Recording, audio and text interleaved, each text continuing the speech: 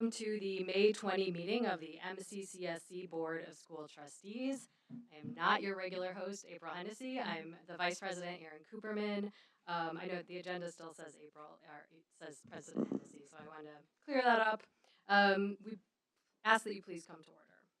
Tonight, we honor the excellence of MCCSC's dedicated employees, students, and volunteers who make a difference in our community. Ms. Harmon?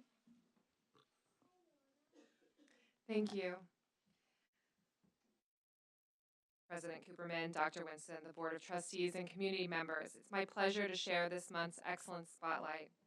The Excellence Spotlight is a feature of every regular Board of School Trustees meeting. This is a dedicated time to honor the excellence occurring every day through the dedication of MCCSC employees, students, and volunteers who make a difference in our school community and foster environments that reflect the mission, vision, and core values.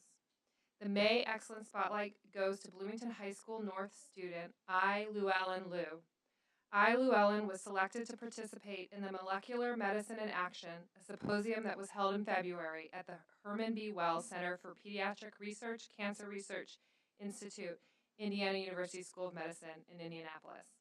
50 students were chosen from more than 250 applicants from across Indiana to participate in this program, which provides participants hands-on experience with the techniques used in modern biomedical research.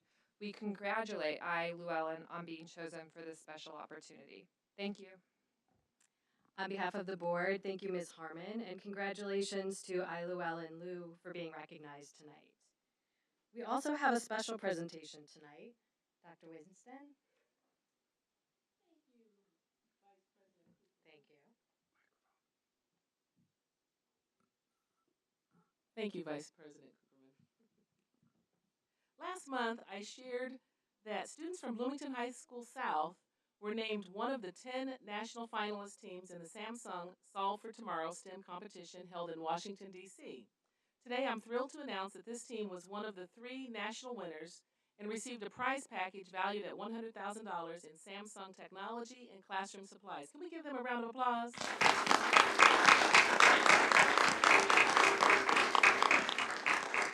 Additionally, this group of talented young women won the Rising Entrepreneurship Award that's worth $25,000 additional dollars.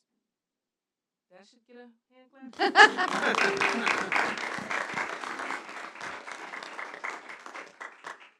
This team designed a prototype called the Storm Shield, an eco-friendly headband specifically created to protect hearing aids from damage during physical activities. It also senses potential dangers, thereby improving accessibility in sports for students who use hearing aids. This evening, I invite the team members to come forward to receive the Superintendent's Sustaining Excellence Award. I understand that many of them have other end-of-the-year activities tonight and may not be able to attend, but as I call your name, if you're present, please come forward. Audrey Adams.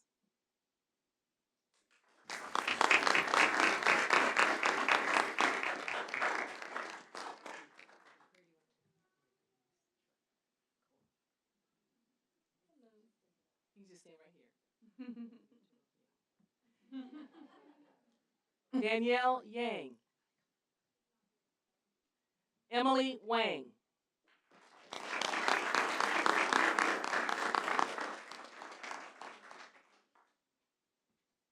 Nikki Bashkar.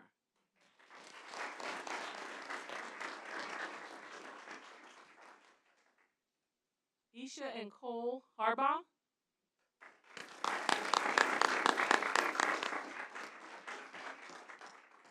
Sarah Carmono Melendez.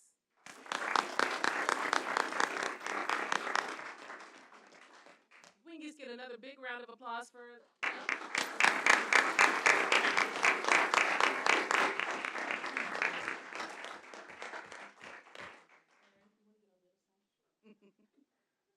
We are going to ask you if you would like to come forward and say a word or two at the microphone, but no pressure, you don't have to. You did win $125,000.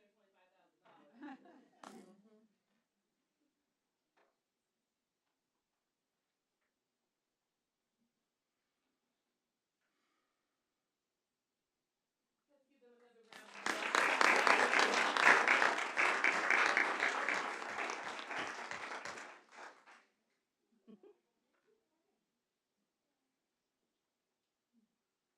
Thank you. I think if we were to share a word, I think speaking from the team, this like this whole experience has been so long. There's been so much hard work and effort in the process, but to be such winners and to have this money for our school is really meaningful for us to be able to give back to our teachers for everything that they've taught us and for encouraging us to continue in the competition. But especially, I think the biggest win is being able to continue with our product. So the $25,000, we are using it to purchase supplies and to do research as well as to file our patent, which is a really long process. But we are really excited to use that money toward putting our product out to the market and get started with the process. So I think, yeah, thanks.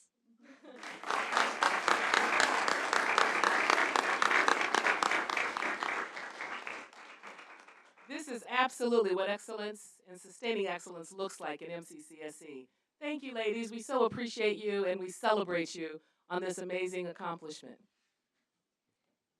On behalf of the board, thank you, Dr. Winston, and congratulations to Dr. Milks, Ms. Parker, for those on this team who attended tonight and for those who were unable to attend. A tremendous accomplishment. We are very proud of you. If you would like, you are more than welcome to depart from the meeting. You do not have to remain for the rest of the meeting. But you can if you You're want welcome to.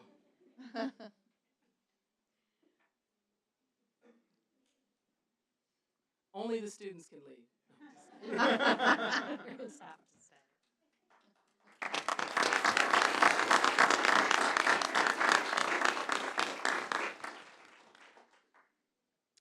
We will now receive our quarterly update on the activities of the MCCSC Foundation. Mrs. Helm. Thank you, Vice President Cooperman, members of the school board, and Dr. Winston. That was hard to say. I'm used to the Hennessy. It just sort of, yeah, sorry about that. All right.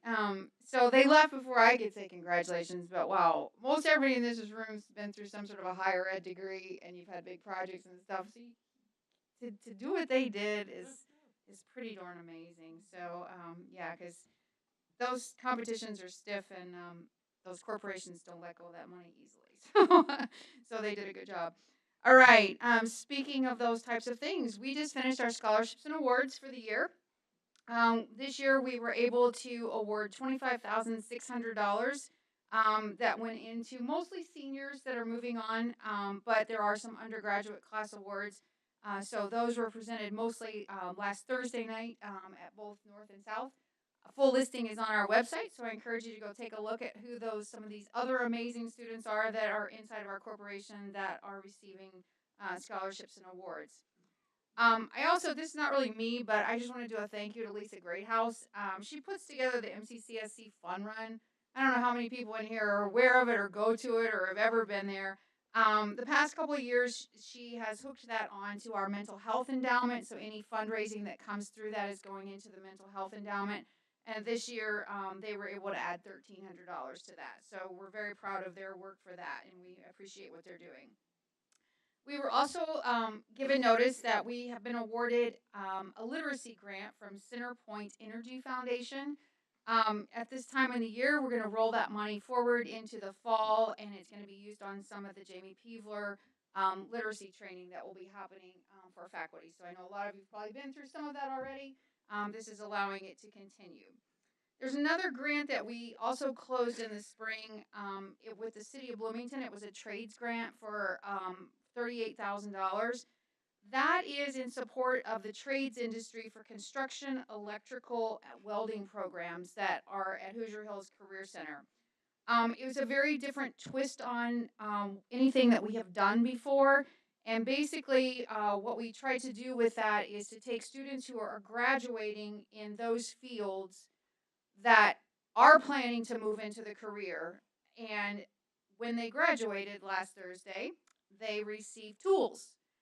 One of their largest barriers is if they are working for a small business that doesn't outfit them with tools, drills, electrical things of that nature, welding helmets, those types of things. It's a barrier. So it's just like not having a car. If you can't get there, you can't work. If you don't have a helmet, you can't weld.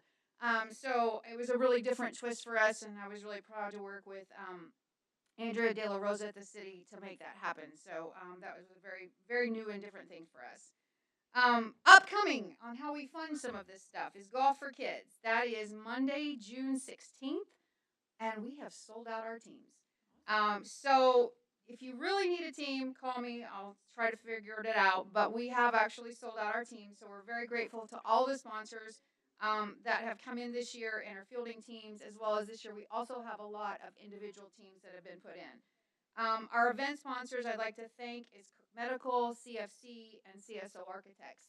There's a ton of other sponsors. I'm not going to go through the full list of it. You can check those out on the website, but those are the primary ones at the highest level. Our lunch and golf ball sponsors also at a high level. That's Blades Audio Video and Weddle Brothers Construction. So a big thank you to those. Now, I know a lot of you were there. I saw a lot of you. I did see both of you there. Was it 2 Saturdays ago? Time flies. We did our first duck race festival. Okay, if you did not come, you missed out. All right, it was a blast. Seeing a bucket truck hoisted over the fountain at Woolery Mill, dropping 3,426 ducks into the fountain. Yes, we counted them all. They all had a number on them. Was amazing. It was amazing. The support that we had for this event to take it out, just from people buying ducks. So we sold 3,426 ducks. Goal for next year is 6,000. We want to double down. Okay. That brought in about $19,000. And if you don't know how hard it is to sell 3,426 ducks, find Vanessa McClary and ask her, and you can ask me, because it's hard. Gaming Commission doesn't make it easy for us to do that because it's all in personal interaction. You can't hit the website, buy a duck in your private home. It's all done the other way.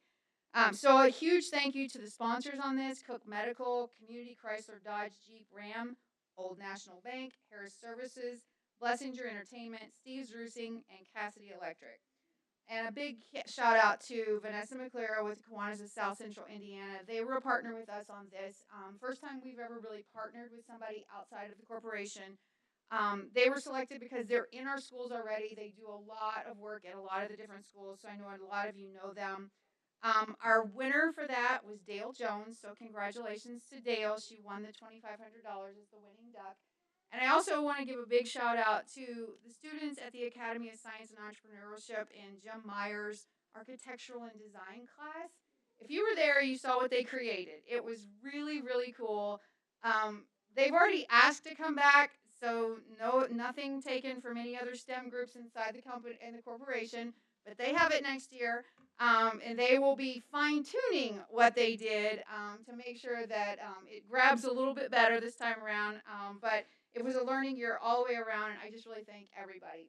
And since there's so many faculty in here, have a great summer. And thank you for everything you do with our kids and for the corporation and for parents and for people like me. I did forget Miss Antrim. I don't know if she's in here or not because there's a lot of you back there. She was our winner on the 500-minute reading challenge. That means her kids turned in the most forms at the event. So that doesn't happen just without parents and teachers encouraging them to do that. So the event will take again next year, so encourage your kids to come. It was just a lot of fun, and thank you all so much for a great year. On behalf of the board, thank you, Mrs. Helm, and I can confirm the duck race was really fun. The ducks were fine, but the real hit for my kids was the carnival games. So if you get an opportunity next year, there are carnival games. Definitely check it out. And there were lots of volunteers. I really appreciated that too, seeing that. Yeah. We will now proceed to public comment. Thank you to all who have signed up and acknowledged the guidelines to speak to the board tonight. As a reminder, Mrs. Butcher will ring the bell once to signal that you have 30 seconds for your comment and 5 bells to signal that your time has concluded. The first person on my list is Jonathan Frey.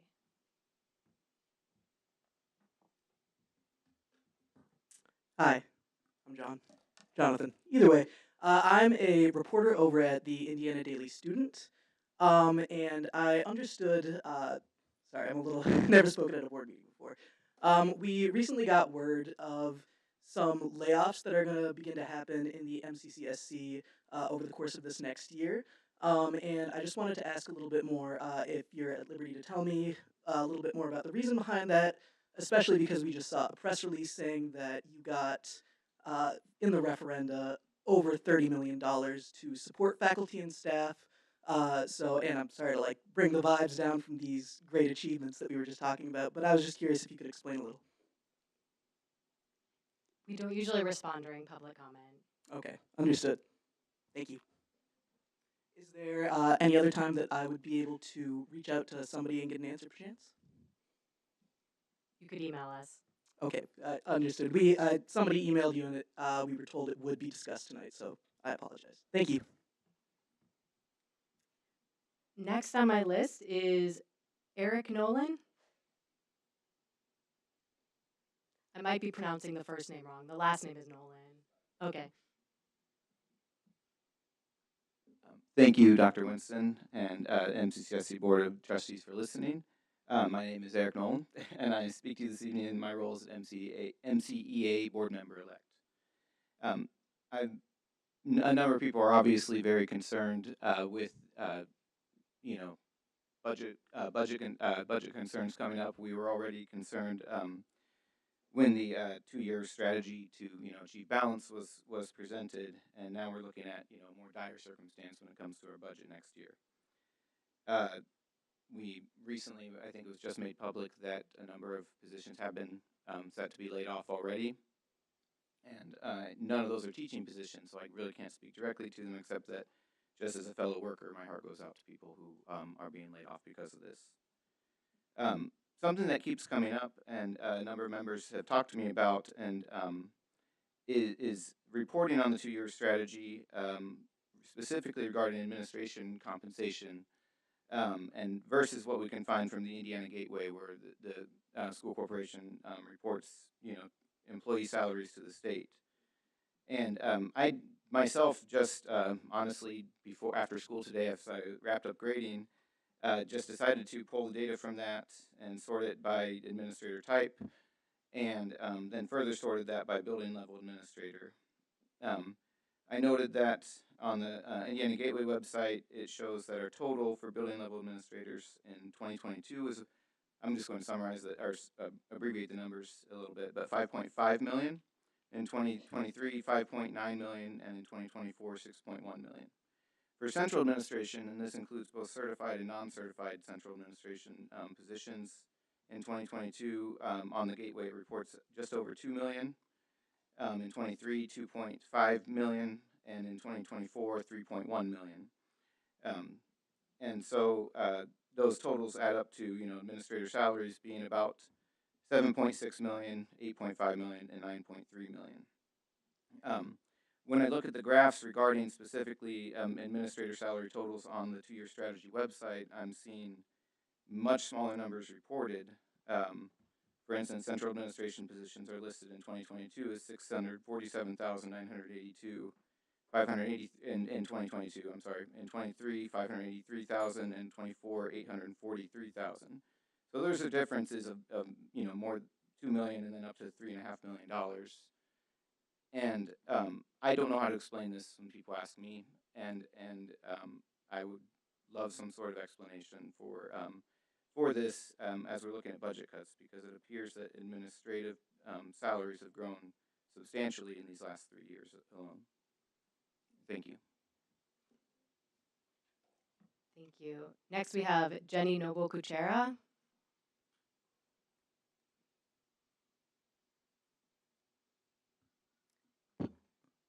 Good evening, Vice President Cooperman, School Board of Trustees, and Dr. Winston.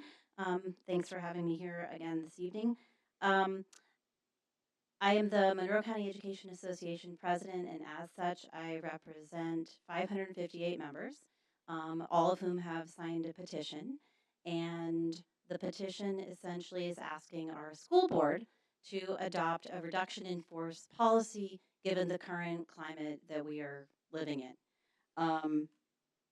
I have sent drafts to our school board in the hopes that it would become a topic of your conversation, because essentially what this boils down to is We are working with our administrators. We have fantastic conversations and discussions, and we are meeting to that end with clarity and transparency. However, it's not enough. What we're asking is you all, as our employers, to actually put into place a policy that will make it crystal clear who stays and who goes.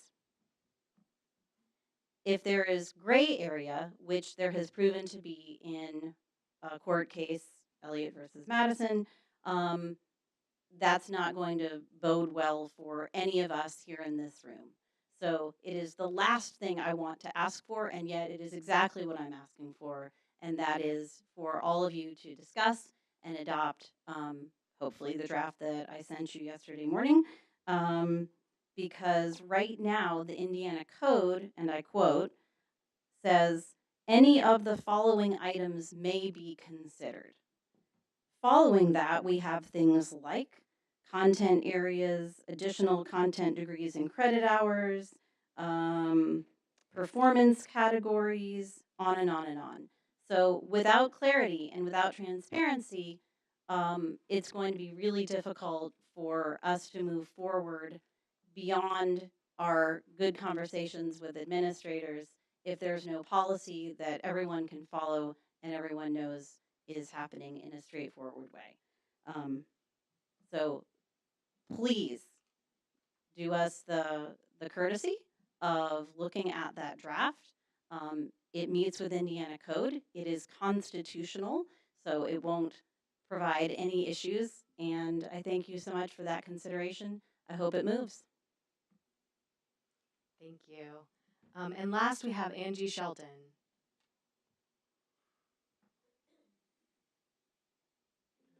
Good evening. Thank you, Dr. Winston, Ms. Cooperman, and the other members of the school board. My name is Angie Shelton, and I am an elected member of the MCEA board, and I'm speaking on behalf of MCEA members this evening. I have several questions related to the two-year strategic plan that I'm hoping will be addressed in the presentation this evening. Well, related to that, I guess, as I learned this afternoon, right prior to the meeting in the personnel report, that 61 support staff positions were eliminated today. These are primarily lunchroom staff, custodians, and other support staff. These are, speaking as anyone who spent time in a school, really important positions. You know, having clean buildings and safe food that can be delivered to our kids in the amount of time they have so that they still have time to eat are important things. And so, as you know, someone who's in the building, I feel for those positions. In addition, it doesn't seem like limiting lowest paid positions is one of the most strategic ways to reduce costs. So I have some other ideas about ways that might be more effective. One of them would be offering retirement incentives to staff. We have a lot of high paid staff, and as you know, MCCSC has pretty good salaries now. And we have a lot of people who would be willing to retire a few years early with any kind of incentive. And that would also then reduce the highest paid positions while retaining lower paid positions and younger teachers whose jobs are more critical probably for their families. Not that people closer to retirement aren't, but hopefully if you're close enough, you can afford to live a decent retirement. And that would also not just save more money, but improve morale. And a lot of people in the district, and I'm sure the school board as well in administration, this is a difficult situation. It's stressful on everyone. So giving people's options, I think, would reduce a lot of anxiety.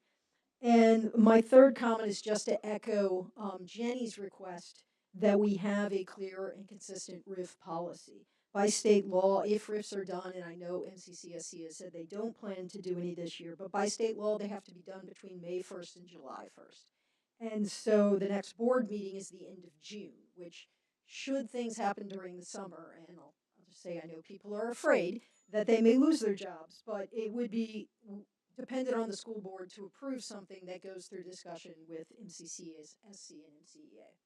Thank you. We'd like to thank everyone for their comments tonight. Now for our consideration is the consent agenda that includes the following: minutes from the hearing and board meeting held on April 22nd, memorandum from the executive session and minutes from the hearing held on April 29th, ECA expenditures, annual request for projected overnight out-of-state field trips for 25-26, financial report, April 2025, appropriation balance report, April 2025, register of claims, May 2025, payroll register and payroll claims, April 2025, request to declare as surplus and authorize disposal of out-of-date items. Do I have a motion regarding the approval of the consent agenda? So moved. Do I have a second? Second. It's been moved by Ross and seconded by April that we approve the consent agenda. Ashley, sorry, April's not here. Thanks, Ashley. It's been moved by Ross and seconded by Ashley that we approve the consent agenda as presented. All those in favor of the motion to approve the consent agenda signify by saying aye. Aye. Against, say no. Abstentions, motion carries. Next for our consideration are the donations. We have received donations of over $2,000. Thank you to all our donors. Your generosity is appreciated. Do I have a motion to accept the donations? So moved. Do I have a second? It's been moved by Ross and seconded by Aaron Wyatt, that we accept the donations as presented. All those in favor of the motion to approve the donations signify by saying aye. Aye. Against, say no.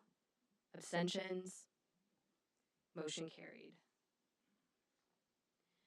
Next for our consideration is the personnel report. Do I have a motion to approve the personnel report as presented? So moved. Do I have a second? Second. It's been moved by Ashley and seconded by Tiana that we approve the personnel report as presented. Dr. Henderson? Thank you, Vice President Cooperman, Dr. Winston, and members of the School Board of Trustees. This evening, I would like to call your attention to the following administrative changes of status and retirements. We have 2 administrator changes of status that I'd like to highlight for you this evening. The first of which is Kelly Dawson. Kelly is transitioning from an assistant principal's position to the principal's position at Rogers Elementary School after 14 years of service to the MCCSC.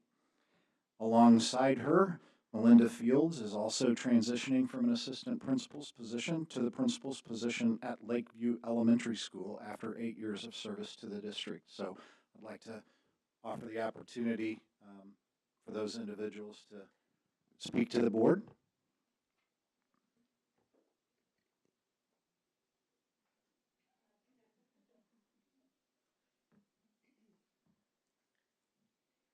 Good evening. Thank you, Vice President Cooperman, Dr. Winston, and the Board of School Trustees. I am honored to continue the excellent work at Rogers during this next chapter. It feels like a bit of a homecoming for me, as I spent the first 9 years of my career across the parking lot as a Binford Badger.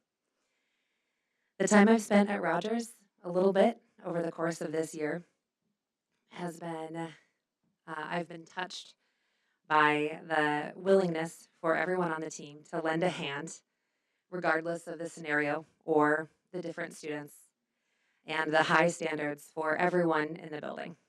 I'm thrilled to join the team in the fall with eyes wide open about what lays ahead and see what we can do together for our students. Thank you. Thank you. Congratulations.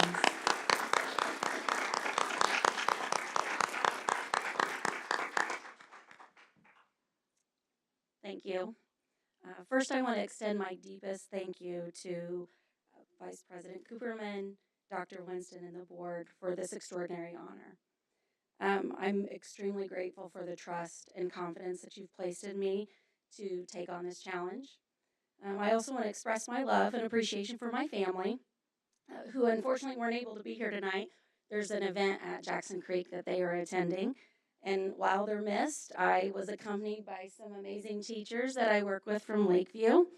When I started there in 2017, I was new to the school and was immediately drawn to their love for family and for Lakeview. And so I'm so appreciative for them. and they continue to inspire me for their dedication to education and their passion for professional development. I also want to acknowledge the mentors and Summit Elementary for the things that I've learned from them in the past several years. I got to spend the last 3 years part-time at Summit, and the lessons that I learned along the way there will carry me into this next journey. And again, I'm just so grateful for the opportunity, and thank you.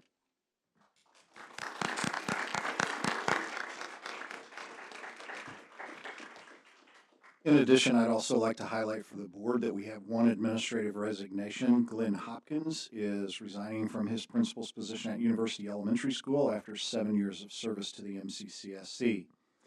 Moving on to certified staff retirements, Donna Behrens-Kincaid, a teacher of 6th grade Alps at University Elementary School, is retiring after 33 years of service to the MCCSC.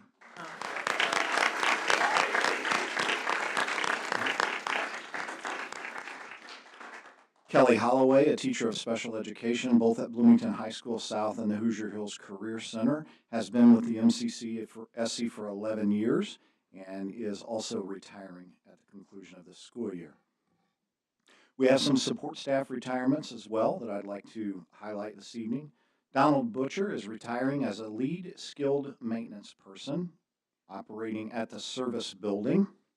And Mr. Butcher has been serving the MCCSC for 43 years. Ooh.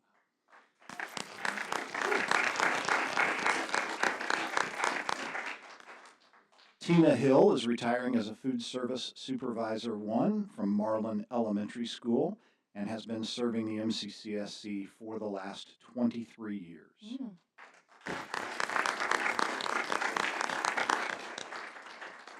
And finally, highlighting Cindy Rogers, a corporation bus driver who works at the transportation building and has served the MCCSC also for the last 23 years.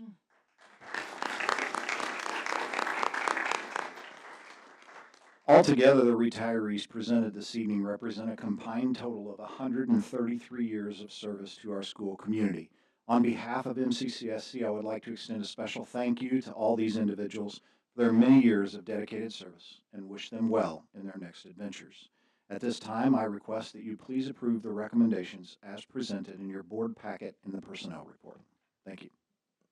Thank you, Dr. Henderson. Congratulations to our new principals, to the retirees, to those moving on to new adventures. We appreciate your service. Do I have any comments from the board? Thank you, Donna.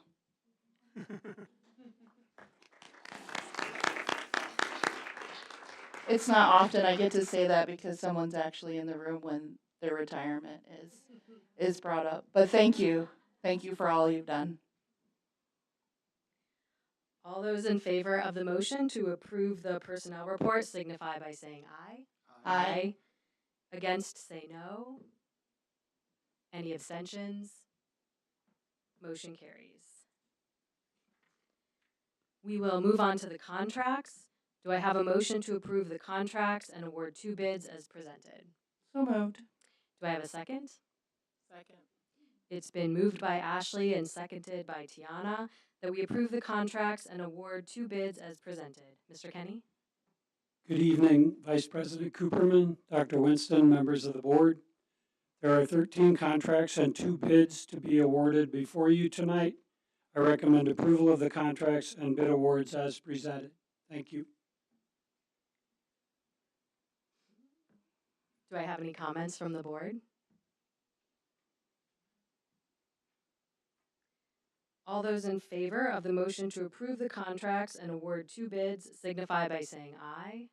Aye. Against, say no. Any abstentions? Motion carried.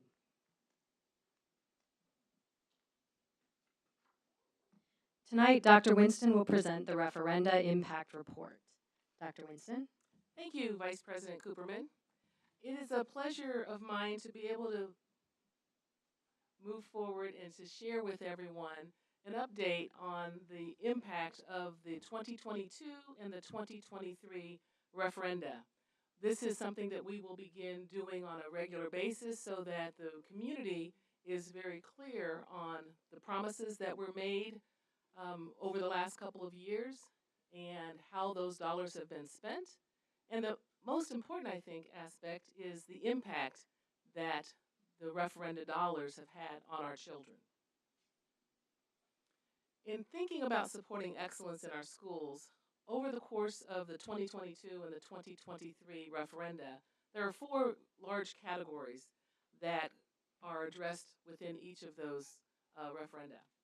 Early learning is the one most recently from the 2023 referenda. Teachers and staff, that's from the 2022 referenda primarily. Curricular enrichment and student support, which was incorporated into both, and student school supplies for the 2023. During the course of the last 2 years and 3 months, approximately $22.6 million of referenda funding has been invested to support our students and our staff. When we talk about excellence in our schools, we recognize that we have a strong and long tradition of quality instruction, amazing students, as you got a chance to see a little bit tonight. And here are some of the numbers, MCCSC by the numbers that represent some of the ways in which we are excellent, and the ways in which our students and our faculty demonstrate excellence each and every day. I won't go through and read them, but you can see there, and the one that I think jumps out certainly is our graduation rate. We're not quite back to where we were pre-pandemic, but we're on the rise in that regard. And the amount of money that our families are saving for college by the participation of students in dual credit and AP courses. I particularly like the blue boxes in that when you think about the 289 or 290, it depends on which reference you look at, but there are some folks who have indicated that MCCSC is the 18th best school corporation in Indiana out of 289. Not shabby, not bad, but we think we're even better than that. And we really want to see ourselves get into the top 10. So I'm very proud of that number 18 distinction. And then also when they talk about districts with the best teachers in Indiana, we've been ranked as number 22. And they must not have been inside our classrooms yet, because I would put our teachers up against anyone and say that our teachers rank number 1 out of however many schools there are actually in the state of Indiana.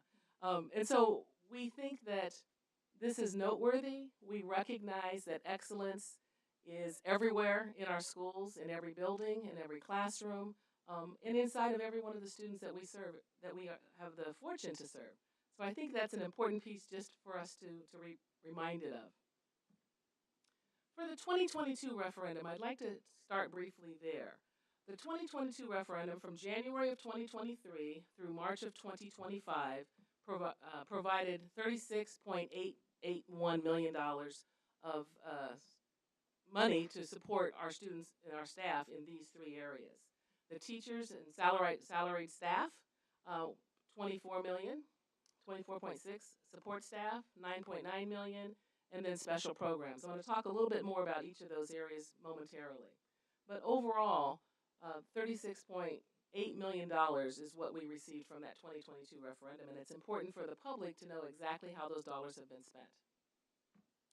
One of the things that I think is important for us to be reminded of, and when we had an opportunity to talk with our faculty members and our department members, we talked about the fact that while our voters unanimously approved the 2022 referendum, the 2023 legislature put in some tax caps, some limits as to how much money we would actually be able to receive. So while you'll see under the graph of 2023 on the left-hand side that our community approved $17.3 million, and we actually received $17.3 million, and we are appreciative of that.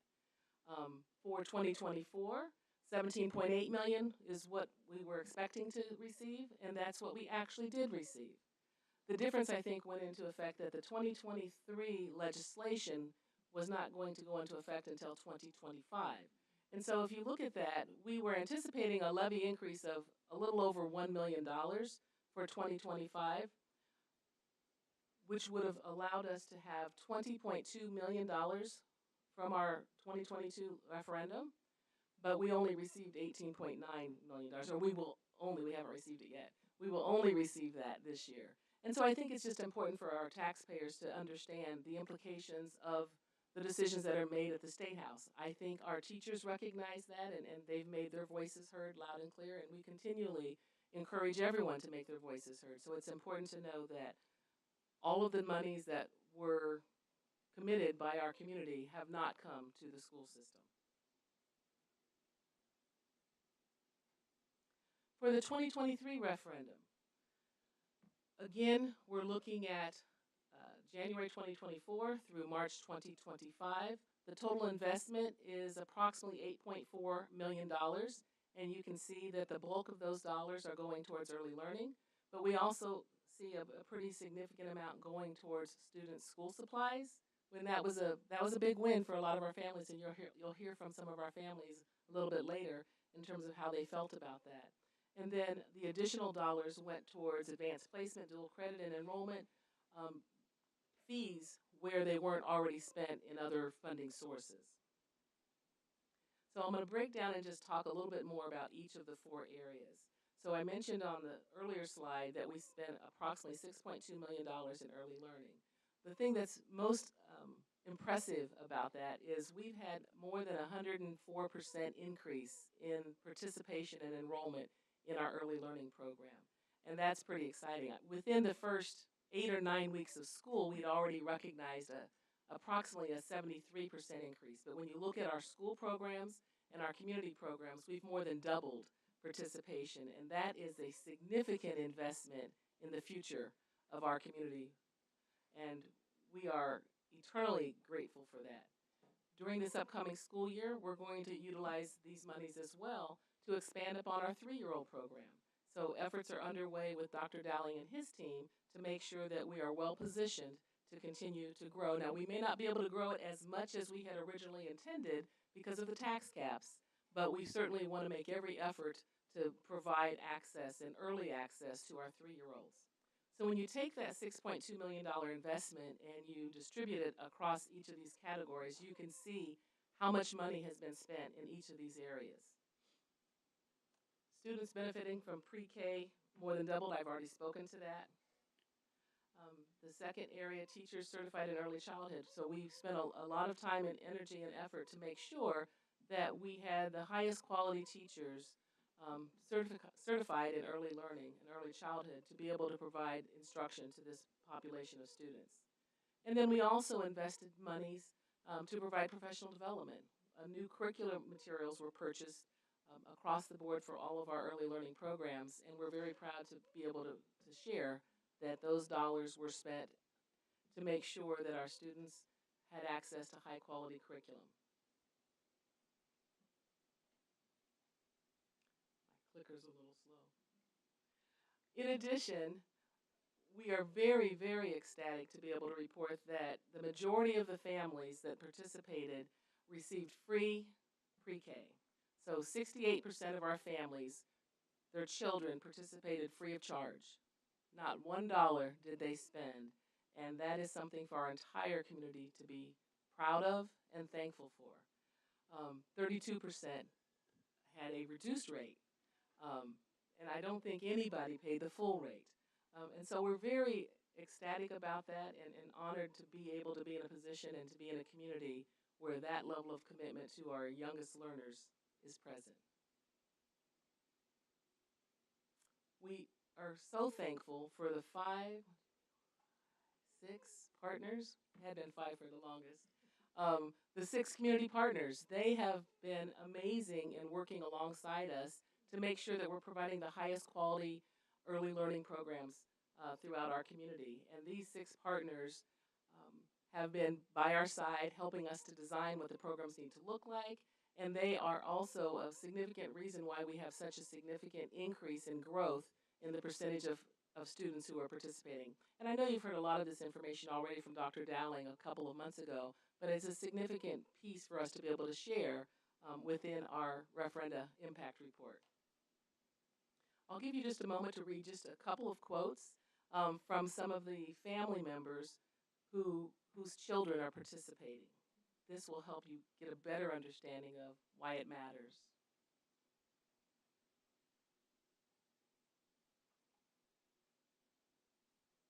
And if you'd like to read more, please go to the website or click on the QR code there, because there are many, many statements that have not been edited but have come directly from the mouths of our families who are so appreciative of the generosity of our community.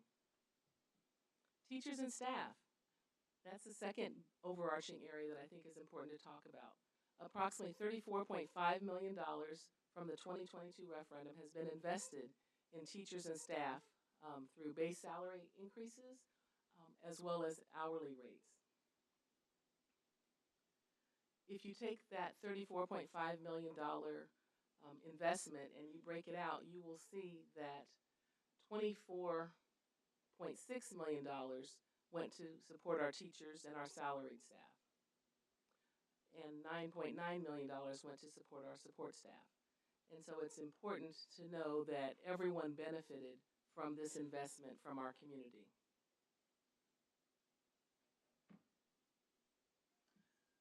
A couple of comments shared by our families and our parents regarding the relationships that they value with our educators.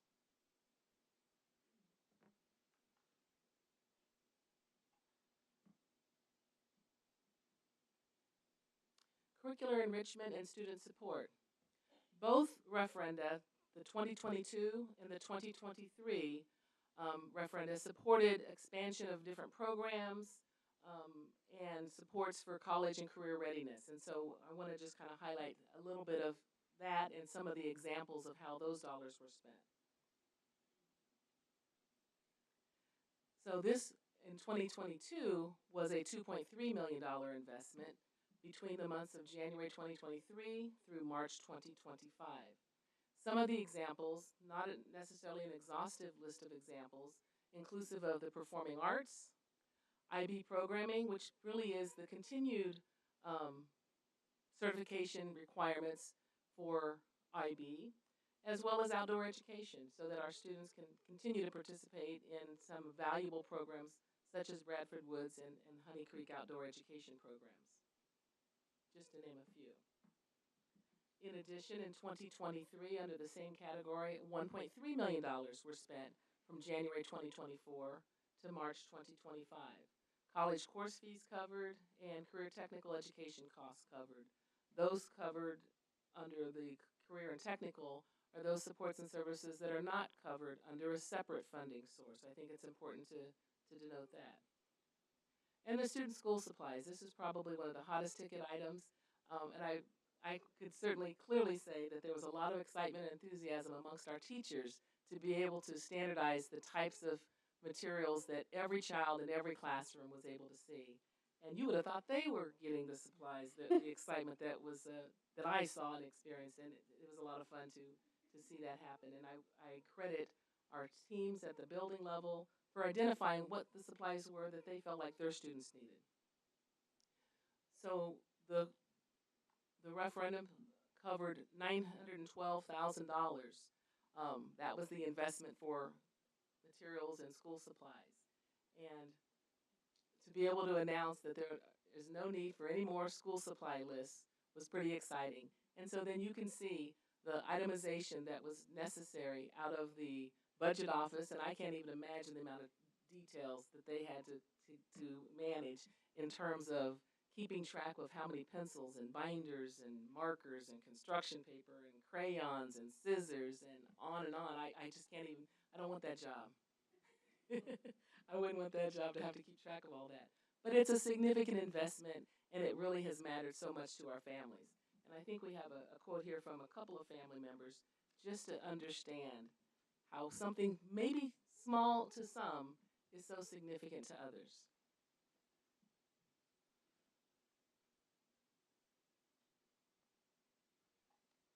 Quotes from the families that we serve each and every day. I hope it warms your heart as you think about it. So to put everything in context, I think it's really important. We run a $187 million operation in this corporation. It's pretty significant, $187 million. And Mr. Kinney's going to talk about the distribution of those dollars and what that looks like. But when you put the referendum in the context of all of that, If you'll see the two yellow highlighted areas, that represents approximately 18% of our overall operating budget. Comes to us from the 2022 and the 2023 referenda. We talked a little bit already about past legislation. The 2025 legislative session concluded, and there are some significant impacts that are going to hit us just like they're hitting every other school corporation throughout the entire state of Indiana. And the tax caps that were passed in 2023 are hitting us now. That's the $1.2 million that we're not going to get this year. Senate Enrolled Act 1 is going to reduce our operations fund by approximately $17 million, but we are working very closely with our finance team to verify and clarify exactly what that dollar amount is going to be. We think it's going to be somewhere between 15 to 17 million, but we want to continue to work with our finance team to make sure that we can plan accordingly and how that's going to impact us over the next 3 years. And then, of course, the state budget bill, which everybody's heard about, the significant reductions that have happened there across the board. But the end of the day, that's going to give us fewer dollars per student, which then goes into our education fund. And we've spent a lot of time talking about our education fund, how that is utilized, and the focal point of our 2-year strategy has been in addressing the education fund, which helps pay for our teachers. So I think it's really important that we all have a better understanding of what our overall operating budget is, what the various funds are, how those different funds are being spent, and how the legislation here in the state of Indiana is impacting those dollars. Our commitment, certainly we recognize and do not take for granted the generosity of our community in allocating these dollars to our schools. It's important to me, it's important to our collective team that we will come to you every other year, every 2 years, to share an update similar to this on how we've spent the money, what the promises were, what the commitments were, and most importantly, as I said before, how has this impacted our children?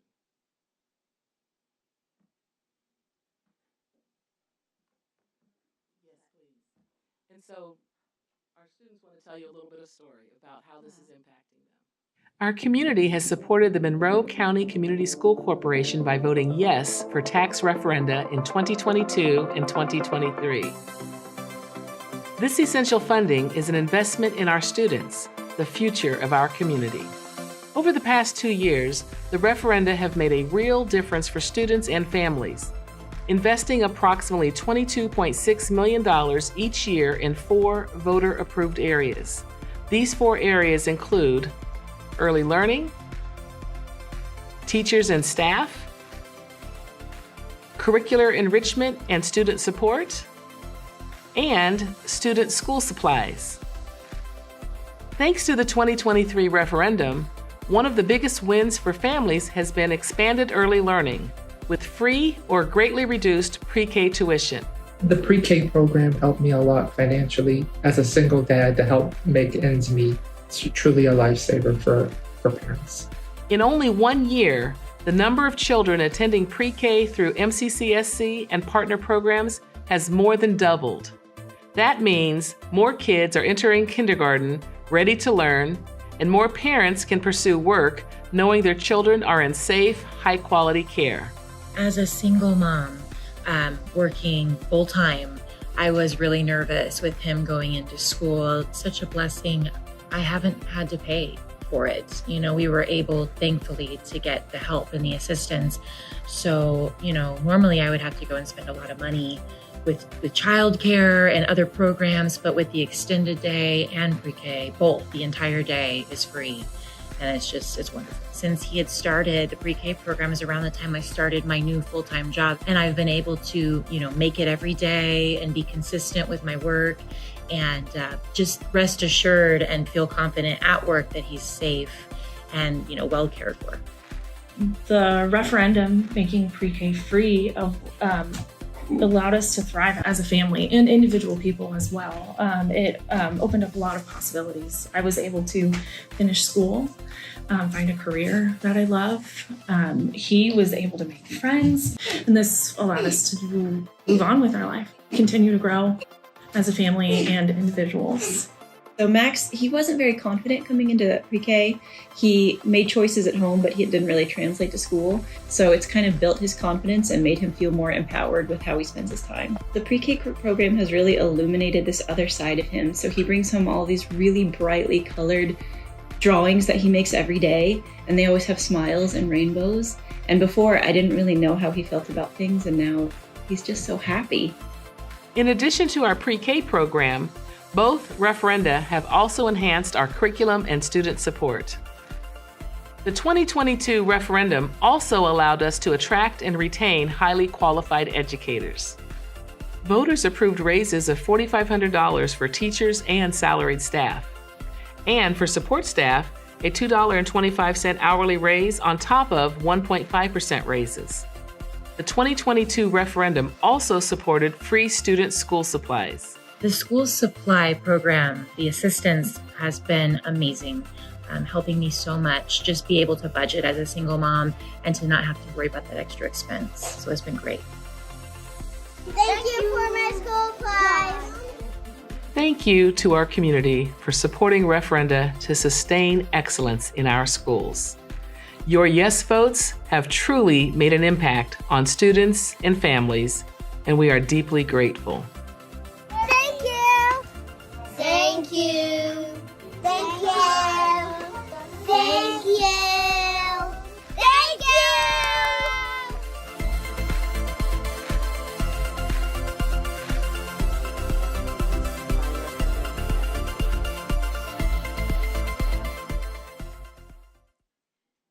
Thank you, Dr. Winston.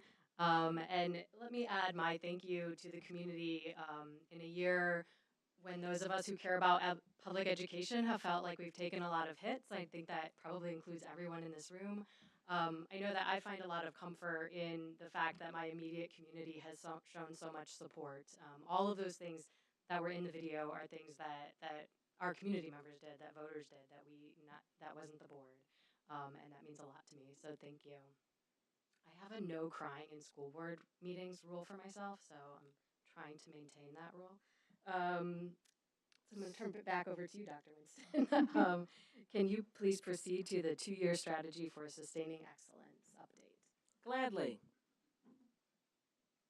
Earlier this year, after several months of reviewing and analyzing corporation finances, we announced the rollout of a 2-year strategy to achieve financial balance. At the time, we identified 2 specific structural issues that were adversely impacting our finances: declining student enrollment and increasing payroll expenses. Following the announcement of our 2-year strategy, I committed to providing a quarterly update to the public to demonstrate our progress. Our May 2025 quarterly update includes what will become the cornerstone of each of our future quarterly updates: a financial transparency report that will detail the progress of our 5-part financial management plan to increase resource optimization, to generate new revenue, and ultimately to increase our cash reserves. Our CFO, Mr. Kinney, has worked tirelessly to secure additional revenue opportunities on behalf of our corporation. You will hear in this financial transparency report that Mr. Kinney will share an update on our cost savings through natural attrition, cost savings through employee retirements and resignations, and all centralized non-classroom cost savings to date. Primarily, these non-classroom cost savings will focus on the reduction of centralized services, central office, and services that did not have a direct classroom impact. As we shared in February, our first priority is increasing operational efficiency while thoughtfully reducing personnel expenses in alignment with student enrollment and available revenue resources, all while attempting to minimize direct impacts on classroom instruction. So when you talk about excellence in MCCSC, We know that we have a long tradition of excellence, excellent students, excellent administrators, excellent teachers, excellent educators, and excellent performance in the academics, in the arts, in athletics, and numerous other areas. We have consistently demonstrated excellence because our commitment to every student in every classroom every day. On this slide, you see just a few examples of how we consistently demonstrate excellence throughout our community. Our focus is meeting the needs of every child that walks through our doors. We continuously provide high-quality instruction.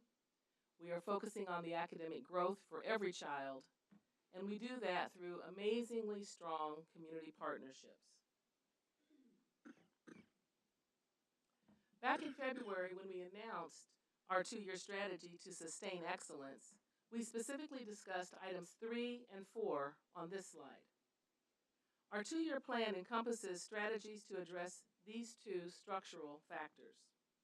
As you will recall, for those of you who were present during those presentations, our enrollment declined by over 800 students, 833 to be exact, since COVID, which resulted in a cumulative loss of revenue to the education fund of approximately $22.4 million inclusive of this current school year. In addition, our annual payroll expenses increased by approximately 31% over the 3 years, which was about $28.6 million. As a friendly reminder, our two-year plan encompasses strategies to address items number 3 and number 4 of the structural factors. Tonight, Mr. Kenny and I will highlight our efforts to bring us back into financial balance over the next several years. In April of this year, the Indiana legislature passed legislation that will adversely impact our ability to operate as we have known in the past. Specifically, SEA 1 is projected to cause our corporation to lose approximately $15 to $17 million, as I referenced earlier, in property tax revenue. As a result of that, our two-year strategy will need to be adjusted to account for the known and the unknown reductions in state funding.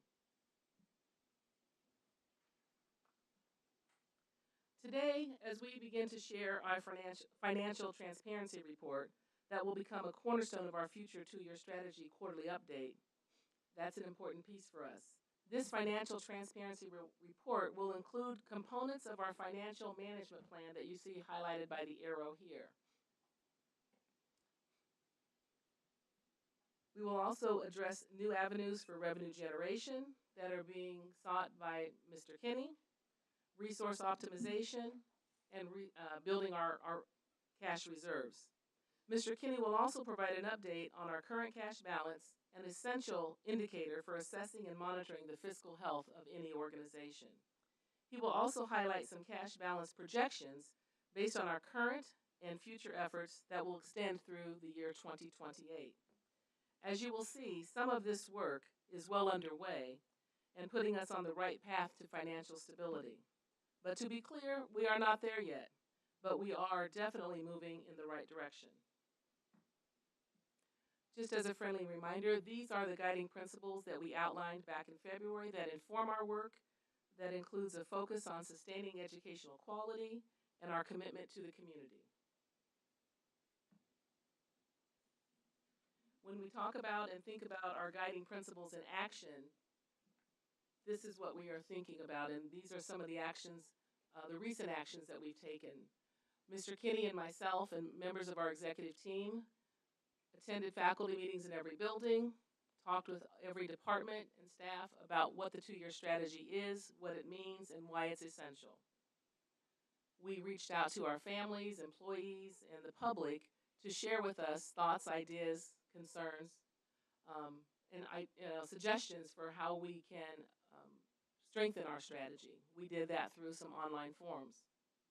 We updated our FAQs in response to considerations at this particular website, and myself and my executive team have spent a lot of hours, weeks, and months analyzing all viable options that preserve educational quality, minimize classroom impact, and are good for kids. Our first priority of this particular strategy to achieve balance was through natural attrition.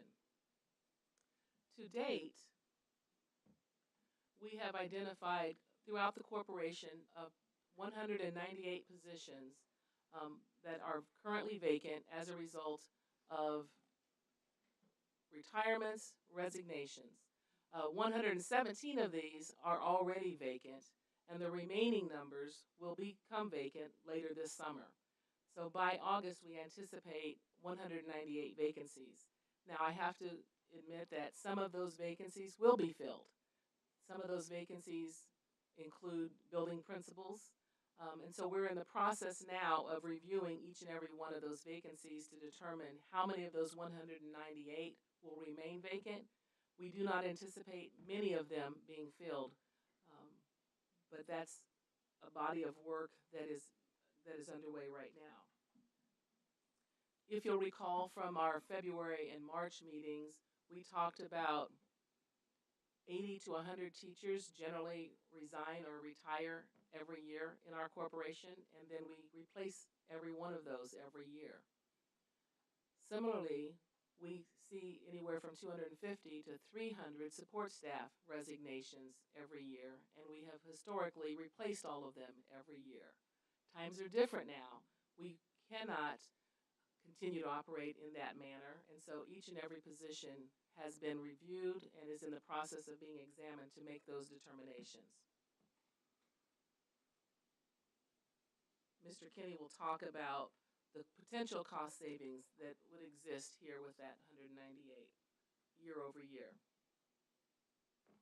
The second area of our two-year strategy is centralized position reduction. This means reductions in centralized services, programs, and staff to realize savings as much as possible outside of the classroom.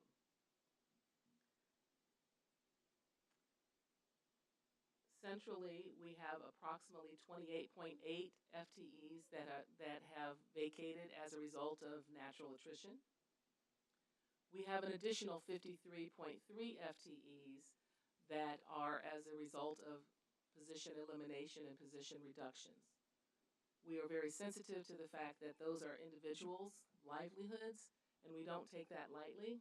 We recognize also that many of those positions were initiated during COVID era, and we feel as if those positions can and should be eliminated at this particular point in time.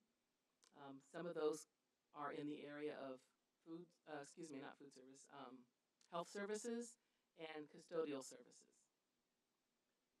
We have some additional centralized support staff positions that have been eliminated as well. There are support staffs from the main admin building. There are positions that have been eliminated from transportation, from technology, from food service. I'm trying to go by my memory now. As well as by, what am I forgetting? Building services. So all of those areas that are not physically housed in a building, but may impact a building, but they're not in the classroom. So in total, we're looking at 83.1 positions that have been identified for reduction across multiple departments. These reductions represent a 10% cut to departmental spending. While every effort has been made to minimize reductions in our classrooms, these centralized reductions will definitely result in operational gaps that will impact indirect service delivery and capacity in key areas, such as maintenance, technology, custodial, instructional support, and food services. In addition to the reducing of centralized positions, we are also in the process of reviewing centralized non-personnel reductions across the various departments. These reductions will reduce supports and services from the central level, but we believe it demonstrates our commitment and our effort to direct as many resources as possible towards classrooms while being as efficient as we can. The other area that we talked about had to do with our enrollment. We believe that we are and will continue to be the top school choice in our community. We recognize that when COVID hit, many students and families left us. Some moved out of town. Some made other choices. And so it's really important to us that we bring our students back, that we get our students back, because we recognize that the quality of instruction that we deliver here is truly second to none. And we want to make sure that we are responsive to the needs of our families. We've surveyed family members who have moved on to other school options, and we've heard from them that there are a number of options that they would like to see us have available to them, and we are responding to that. One example of that responsiveness is our commitment to offer some online learning opportunities for our families. So some of our families have left to go online, and we want to make sure that we have a responsible and effective and efficient, unlike what happened during COVID, online options. And so that's really important for us to figure out and make sure that we will have that as an available option for our families for the 25-26 school year. So that's just one way in which we are listening to our families and trying to be responsive, because we do believe that we have the best educators to be able to support our students. And in doing that, we're certainly looking at additional partnerships that can assist us with offering that online. So for those of the teachers in the room who were getting a little nervous about what that was going to look like, don't be nervous, because we are looking at how we might partner to provide that support. And as I prepare to close my portion of this presentation, I think it's important for you to know that we're going to illustrate our financial story. Only we can tell our financial story, and it's essential that we do so effectively, efficiently, accurately. We want to do so by thinking about and talking about the past, as well as what our future projections hold. While we have, in fact, maintained a stable cash balance with the assistance of one-time funds, we will illustrate how we are moving toward a model of true financial sustainability through our 2-year strategy for financial balance that we shared with you back in February. As we shared in February, our 2-year financial strategy requires structural adjustments. One-time fixes are not going to get us out of this. We must have structural fixes, and the structural challenges that are in front of us require us to reduce our footprint in terms of our staffing. Reducing structural expenses in our budget, which are primarily payroll. We all recognize that 85% of all of our expenditures are payroll related. And in order for us to be able to do that, we must align with the financial reality that we are facing. A decline in state funding, an enrollment decline, and future projections of population and enrollment decline. That is our reality. This presentation will illustrate the important structural changes that we are making as we achieve true financial sustainability. Our CFO, Mr. John Kinney, will now share our financial transparency report, and he will demonstrate the current and projected impact of the structural improvements that are underway within our 2-year strategy. As I mentioned before, as he provides this financial transparency report detailing the progress of our financial management plan to increase resource optimization, generate new revenue, and ultimately increase our cash reserves, you will hear in this financial transparency report an update on our natural attrition cost savings through employee retirements and resignations, and all non-classroom cost savings to date. Primarily, these non-classroom cost savings will focus on the reduction of the centralized services. And as we shared in February, our first priority is reducing expenses while minimizing direct impacts on classroom instruction. Mr. Kinney? Thank you, Dr. Winston. I'd like to begin with a review. It was also in the referendum report, but of the overall MCCSC budget. On the following slides, you'll see charts with color-coded areas. The upcoming slides, these indicate the different funds that make up the majority of MCCSC's total budget. This presentation will focus on MCCSC's 3 largest funds: the Education Fund at 47% of the budget, the Operations Fund at 24% of the budget, and the Referendum 2022 Fund at 13% of the budget. Each of these funds has specific usage requirements per Indiana code. And a little bit of context, payroll expenses are approximately 85% of MCCSC's overall budget, and payroll is primarily paid out of the education fund for teachers and operations fund for support staff. While these funds include other expenses, payroll is the largest expense. The following three graphs show progressive cash balance projections.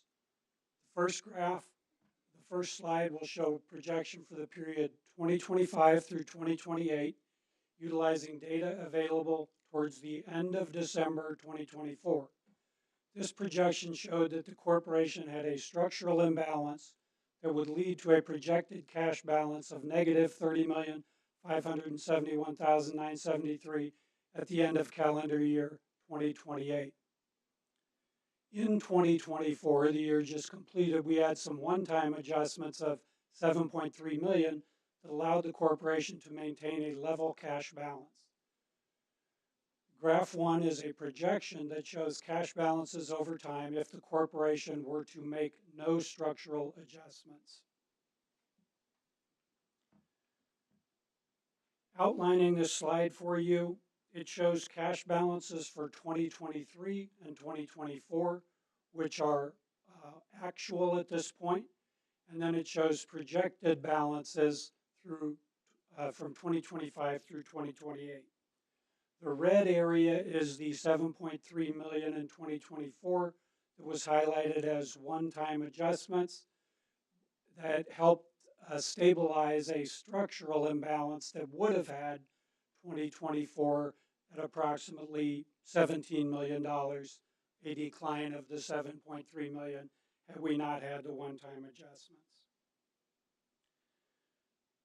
This shows the projections from 2025 through 2028 show a year-over-year structural imbalance in the Education Operations and Referendum Fund 2022 of approximately $14 million on average per year.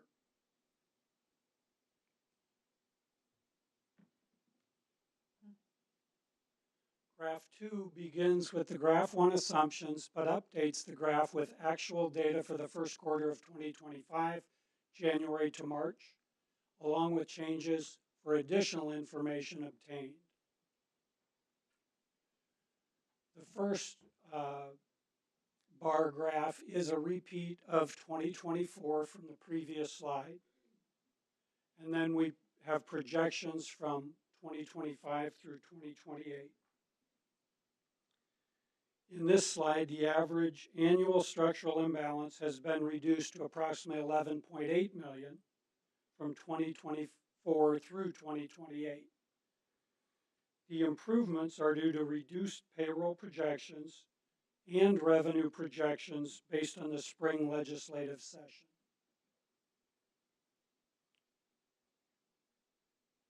Graph 3 illustrates the updated cash balance projections through 2028 based on our two-year strategy implementation as of 5/7/25. That date is picked. We do a weekly updated report that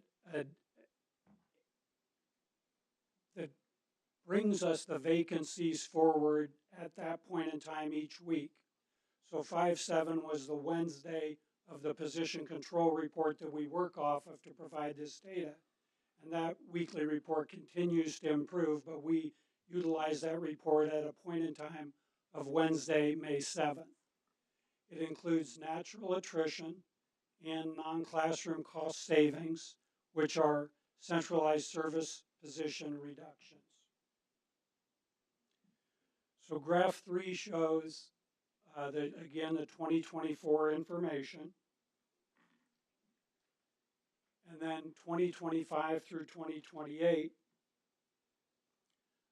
includes those updates from vacancies that have already happened or have been processed by the Human Resources Department as upcoming either July 1st or the school year, which usually begins the middle of August for teacher and some support staff salaries or hourly.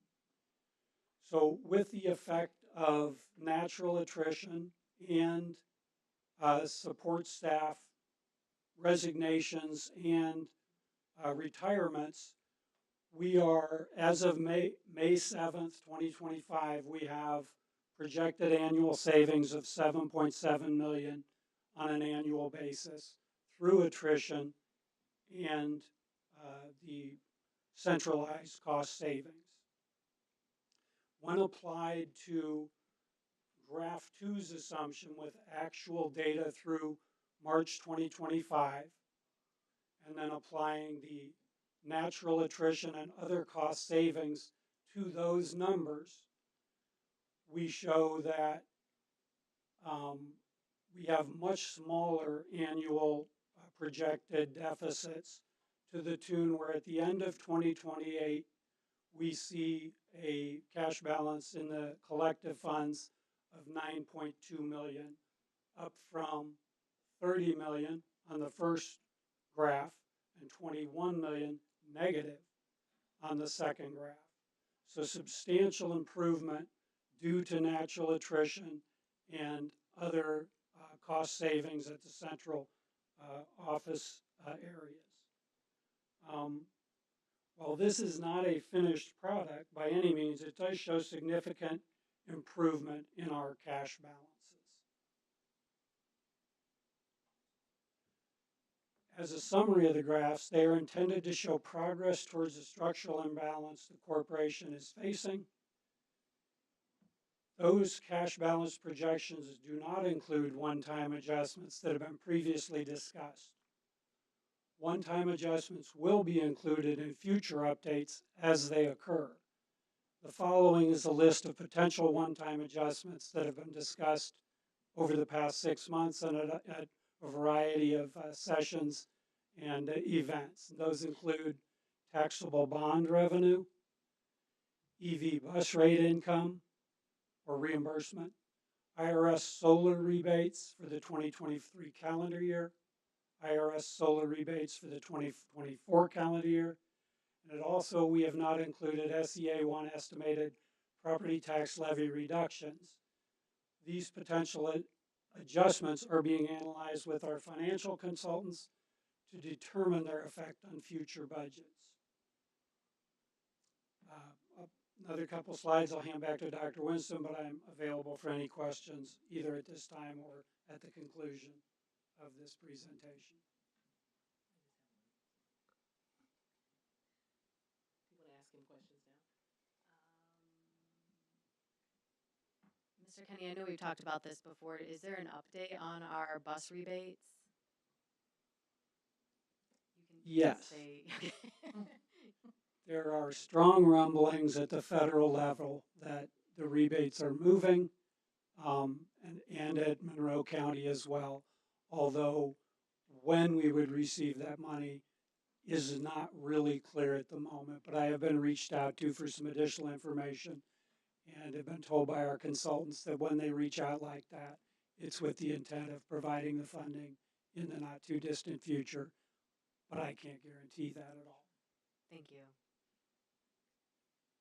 Any other questions for Mr. Kenny?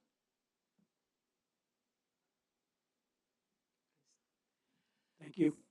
So, as in conclusion, as we wrap up here, there are a few main takeaways that Mr. Kenny and I have talked about in terms of what does this mean for our fiscal future. The main takeaways are certainly declining student enrollment. We recognize that we've had a pretty significant decline. It seems to be tapering off a little bit, but the demographic report that we received back in November suggests that we will continue to have a decline over the next 10 years. State funding, well, need I say more about that? And we are monitoring that very closely and working with our consultants to make sure that we have the latest, most up-to-date information about what the implications and the impact may potentially be for us. So we're not confused in that regard.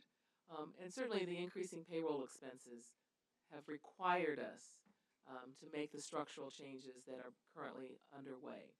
Nobody looks forward to making the kinds of changes that we must make in order to be relevant, quite frankly. Natural attrition is working for us. There are some who said to us, natural attrition will never work. we beg to differ. We are beginning to see some good progress in that regard. We are not posting any type of mission accomplished sign because we are far from there. But it's encouraging where we can save monies outside of the classroom. That's a priority for us. We are not taking that lightly. And then we also recognize that while one-time influx of cash is helpful and beneficial, that's not going to get at the structural challenges that face us.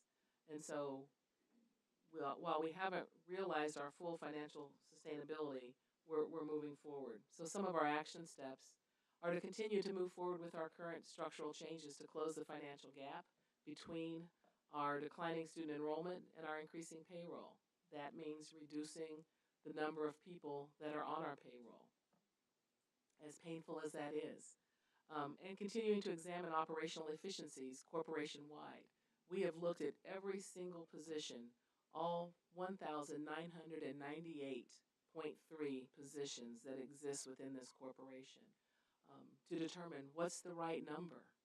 You know, how many folks are necessary to do the various jobs that are required in our organization. And that's a very uncomfortable and a difficult conversation to have. And yet we believe that these efforts demonstrate the corporation's and this administration's commitment to making difficult, strategic, and student-centered decisions with a focus on all decisions being made with as much transparency as possible, with integrity, and our community's values at the center. That concludes our report with just a friendly nod back to the guiding principles that are front and center every day that we walk into our offices and make the tough choices and decisions that are necessary to maintain our fiscal viability in the future. Thank you. Are there any questions or comments from the board?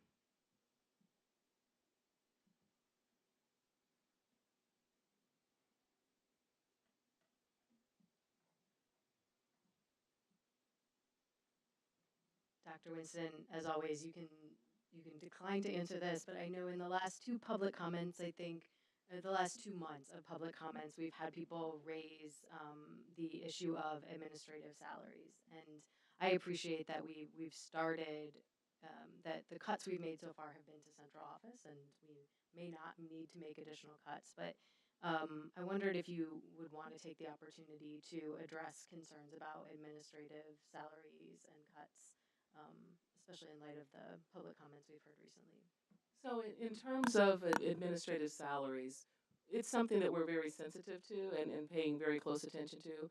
There's been a consistent history as to how items regarding staffing is reported through Gateway. And so the reporting mechanisms that have been in place for the last several years haven't changed. And so we're continuing to follow in that regard. There are certain positions that are required in running an organization such as ours. And so I can't speak to the discrepancies that someone might be referring to, but I can say that every administrative position that exists in the corporation, whether it's centralized out of central offices, plural, or whether it is at the building level, is under review and consideration. And we recognize that there may well be some additional changes. We've had some reductions in central office administrative positions. We anticipate that there may well be more, but we also anticipate some building level reductions as well at the administrative level, based upon the significant decline in enrollment. And so everything is on the table at this moment in time for consideration. And so we're not going to be overstaffed in any area. We're going to make sure that the staff that we have aligns to the students that we serve, and importantly, it aligns to the revenue that we have. We cannot keep staff on the payroll that we cannot afford to pay. That's a disservice to our community, and that would not make us a good steward of the finances that we've been entrusted with. Thank you, I appreciate that. And let me say again, I know I appreciate the sensitivity with which you addressed this. I think people noted in public comment that we wish we didn't have to make any cuts, and it's not an easy thing to do. I sympathize with those who have gotten notice recently, and as you said, we don't want to make light of that. Thank you. I appreciate that. Thank you, Dr. Winston. Thank you, Mr. Kenny. Next, we will have an update on the Redistricting Study Commission. Dr. Dowling. Thank you. Thank you, Dr. Winston, Vice President Cooperman, and members of the Board of School Trustees. Thank you for this opportunity to provide an update on the Redistricting Study Commission. This is the May update. As always, I like to highlight our project charter. It really defines the scope of our study. I won't go into detail because I've shared this before, but just a reminder that our project charter includes the purpose of our project, our goals and metrics, as well as our expected deliverables. Tonight, I really want to highlight our guiding practices for the Redistricting Study Commission. This graphic here really highlights the circular nature of our work. We want to really make sure that we're using research and best practices, including a review of those. We've shared articles with the Redistricting Study Commission. We've discussed those articles. We've shared a synopsis of other important topics related to redistricting. We use data, both from those articles as well as localized data, to share that with the Commission. As they ask us for information about topics related to the running of our schools, we've shared that data with them. That's part of the engage, evaluate, and refine process. And then that continues to let us know what articles, what topics they'd like to learn more about as we continue our work. This slide really just highlights the practices I've already highlighted. I do want to take a moment to highlight the webpage we have for redistricting. I would encourage those to look at it who have not had a chance yet. It's mccsc.edu/redistricting. On there, we have a timeline of redistricting in our school corporation. We have a frequently asked questions section, and as well as we have the slide deck and all the articles we've shared with the Redistricting Commission that we've discussed. Moving forward, I'd like to really highlight the work we're focused on right now, which is commission considerations. We sent a survey out to the community. We had 333 responses, and this survey asked community members to share what considerations or what factors we really should focus on in our focus of the commission. We also included the notes from the World Cafe from our first commission meeting. So we had 333 responses from community members. To see these numbers add up to more than 333 because, of course, community members often fit in more than one category. This highlights the number of parents and guardians we had, the number of former parents, guardians, school employees, community members, and alumni.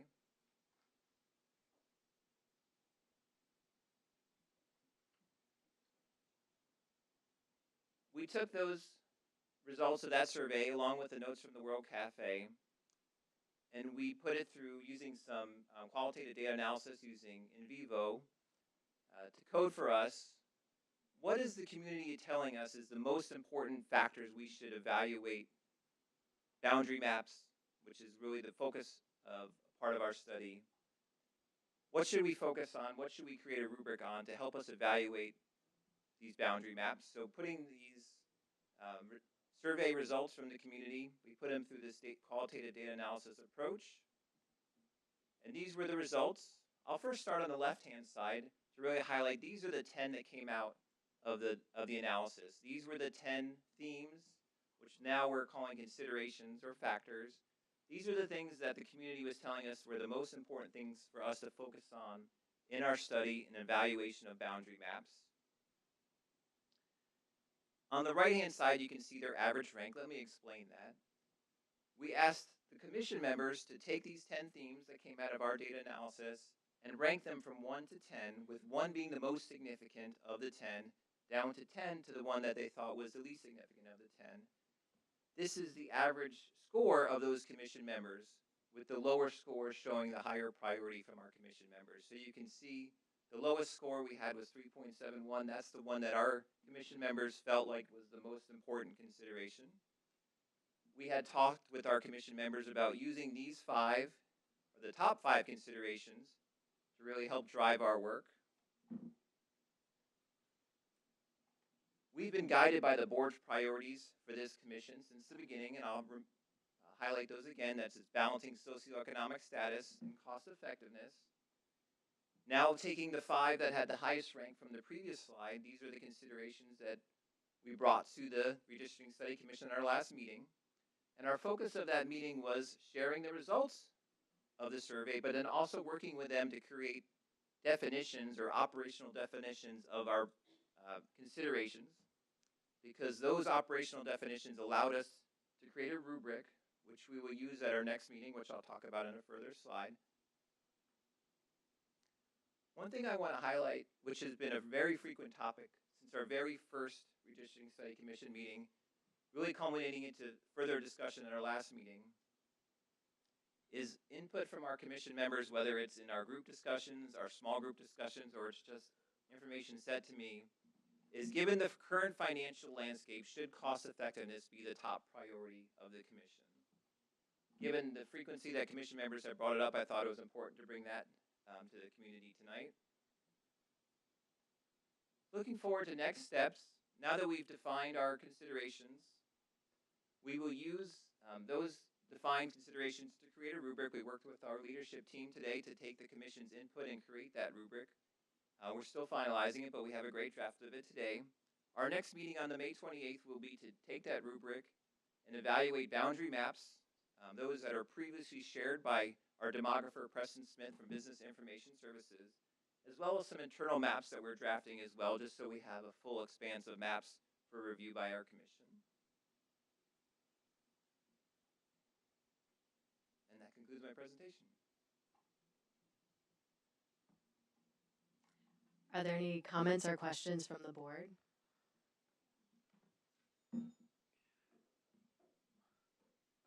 I guess I would, in response to what you were stating, I do think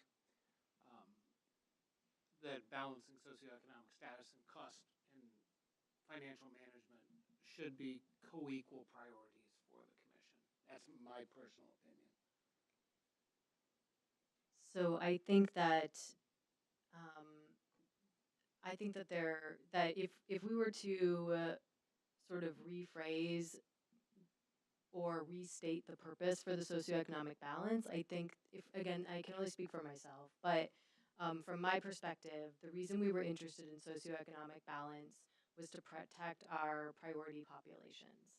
And I think there could be an argument made. I'm not at liberty to change the priorities of the board, but I think an argument could be made that cost effectiveness and protecting our priority populations are entwined now, because to protect our priority populations, we have to maintain the financial stability of the corporation.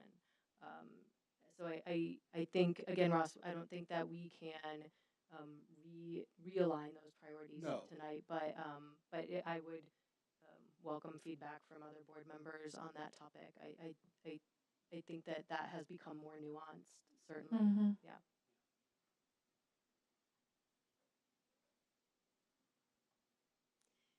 Dr. Dowling, are there other things that the board can do to help the work that you're doing on the commission? That discussion was helpful. Like I said, this has been a frequent discussion point for the commission, so I appreciate the discussion. Any clarity about, like that you've just provided is extremely helpful, but that nothing else comes to mind at the time. Thank you. Last call for comments. It may be something we want to add as a discussion topic for the next board agenda. I think so. It's something that I'll talk to April about for the next board meeting, if that would be helpful. Thank you. Thank you, Dr. Dowling.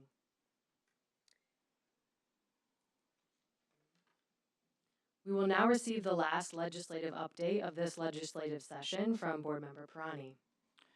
Good evening. As Vice President, I almost said President. See, I'm doing it too. Vice President Cooperman said this is the last legislative update. It's mostly doom and gloom. And hopefully Dr. Winston has something in her board report that will lift us up before we leave here. So we have the SEA1, which is the property tax relief, which is going to reduce property tax dollars for school corporations quite significantly. It's going to be about $740 million decrease over the next 3 years for our school corporations in our state. As Dr. Winston alluded earlier, that's somewhere between $15 and $17 million lost for us in property tax revenue. Then we have SEA 287, which is the school board matters, and that's in regards to having a school board candidate declare their political party affiliation. So they are now required to, one, either do that, either declare as an independent, or to that the candidate elects not to disclose their party affiliation. The third one is the state budget is going to do a number of things to impact public education. I'm sure most of the folks in this room have been following pretty closely with that.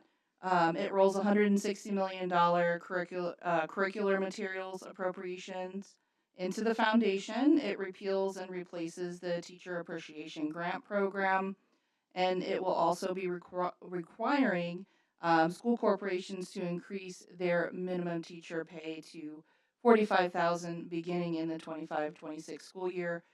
We already exceed that requirement with our salary at $57,750. Throughout this year's session, we have worked diligently to make sure that you're informed about what's happening at the State House, and we've encouraged you to make your voices heard. The pieces of legislation that have been voted into law are going to significantly impact our ability to serve our students. And even though this session is over, that doesn't mean it's over. So you still need to reach out to your legislators and continue to tell them why you are for or against something that has passed. It's crucial. I know it may feel like it's falling on deaf ears, but we have to do that. That concludes my comments. I don't know if it says to say thank you, but thank you, Board Member Pirani. Did not revel in having to share those every month. I appreciate that hard task, especially for what it is. Do any other board members have comments or reports that you would like to share? And finally, Dr. Winston, do you have any additional information you'd like to share with us tonight? I do, and I'll try to make it sound uplifting. Please. No, we have some good news to share as well. Summer programming. Our summer programs will begin on Monday, June 2nd, and we are very excited to offer our students numerous learning opportunities throughout our summer programming. Our students have been contacted with details regarding the specifics of the program for which they are registered. Earlier, I mentioned MCCSC Online. Due to the frequency of requests from students and families and inquiries from our building administrators, I am pleased to announce that we will be expanding our online learning opportunities for the 25-26 school year for kindergarten through 12th grade. Look for more information in the coming weeks. ISBA Exemplary Governance Awards. I am very excited and thrilled to have been at a training for ISBA recently with Board Member Iraje when it was announced that our school board was being recognized. I'd like to commend the MCCSC Board of School Trustees for being awarded the Exemplary Governance Award by the Indiana School Boards Association for the calendar year 2024. That's worth celebrating, right? Going to Sizzler, right? This recognition reflects their exceptional commitment to student success and professional learning. Additionally, Aaron Wyatt and Ross Grimes were each honored with individual Exemplary Governance Awards. Congratulations to all. It is truly an honor to celebrate these achievements.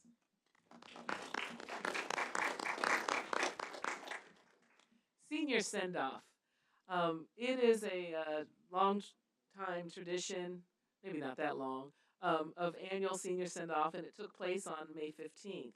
This event allows our graduating seniors to visit their former elementary schools where they are celebrated and honored by students and staff. It's a very heartwarming tribute that touches everyone involved, and I hope you've had a chance to see all of the amazing and glorious pictures that have been posted to our website. Congratulations to our seniors. Graduation ceremonies. We are excited to celebrate the class of 2025 in the coming weeks. Well, next week. Bloomington Graduation School commencement will be on Thursday, May 29th. The Academy of Science and Entrepreneurship will be on Friday, May 30th. And North and South High Schools will be held on Saturday, May 31st. We are honored to award approximately 890 students from our high schools and our adult education program. Congratulations to the class of 2025. Oh my. Last day of school for 24-25 is, let me see, how many days do we have left? Oh yeah, 2 days left. That's Thursday, May 22nd. Teachers like, you really don't know? Oh honey, please, I do. I know. End of the year. As we close this chapter on the 24-25 school year, we want to extend our deepest gratitude to everyone who helped make this year truly remarkable. To our students, your energy, resilience, and commitment to learning continue to inspire us. Whether you were showcasing your talents in music, art, theater, cheering each other on at the homecoming game, or participating in service learning projects across the district, you represented MCCSC with pride and excellence. To our parents and guardians, thank you for your unwavering support and confidence in our ability to better your students. From helping with homework to attending countless events, your involvement made a lasting impact on your children and our school community.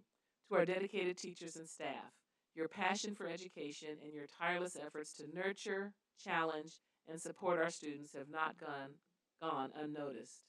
You make MCCSC more than just a school district. You make it a community, you make it a family, you make it a home. This year, we celebrated achievements in academics and athletics. Our school musicals, science fairs, reading challenges, and others were filled with joy, creativity, and teamwork.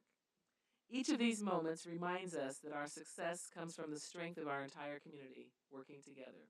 As we head into the summer, I wish everyone rest, renewal, and plenty of time with family and friends. And regarding the most recent weather situation here with the tornado the other day, our hearts continue to be with those families who were affected by our recent tornado. We want to ensure that our families, that support is available. If you are in need of any additional assistance, please reach out and contact 211.org. You may also reach out to your school social worker for help in navigating community services.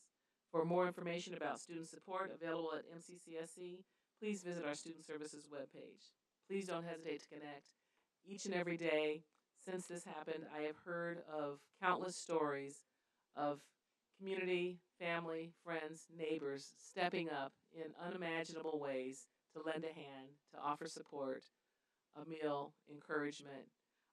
And so that's just the beauty of MCCSC and Bloomington. That's who we are, that's what we do, and family matters. And so I just thank everyone for your show of support for all of the families who've been impacted by the tornado. Thank you very much. That concludes my report. Thank you, Dr. Winston. The next regularly scheduled board meeting will be held on Tuesday, June 24th, 2025. We are adjourned.